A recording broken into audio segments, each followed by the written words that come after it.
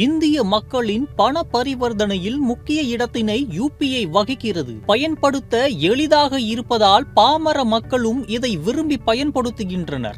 என்றாலும் அவ்வப்போது யுபிஐ செயலிழந்து விடுகிறது. இதனால் எப்போது வேண்டுமானாலும் யுபிஐ முடங்கலாம் என்று பயனர்கள் ஒருவித அச்சத்துடனேயே சுற்றித் திரிகின்றனர். இந்த நிலையில் பயனர்களின் வருத்தத்தினை போக்கும் வகையில் என்பிசிஐ முக்கிய மாற்றம் ஒன்றினை பண பரிவர்த்தனையில் கொண்டுவர முடிவு செய்துள்ளது.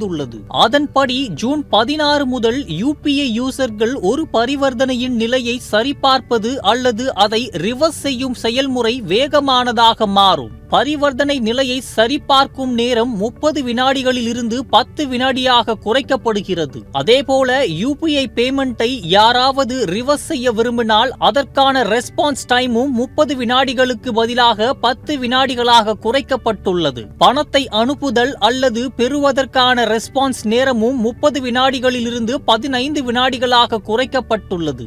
இத்துடன் பயனர்கள் தங்களது யுபிஐ ஐடியை சரிபார்க்க விரும்பினால் அதற்கான ரெஸ்பான்ஸ் நேரமும் 15 வினாடிகளிலிருந்து 10 வினாடிகளாக குறைக்கப்பட்டுள்ளது.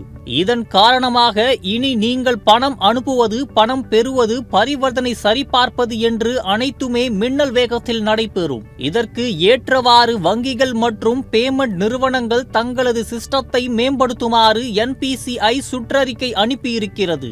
அதில் ரெஸ்பான்ஸ் நேரம் குறைக்கப்பட்டாலும் பண பரிவர்த்தனைகளின் சக்சஸ் ரேட் பாதிக்கப்படக்கூடாது என்றும் என்பிசிஐ சுட்டிக்காட்டியுள்ளது. தொழில்நுட்ப சிக்னல்களால் யுபிஐ முடங்குவதை தடுக்கும் வகையில் இந்த நடவடிக்கை மேற்கொள்ளப்பட்டு இருப்பதாக என்பிசிஐ தெரிவித்துள்ளது.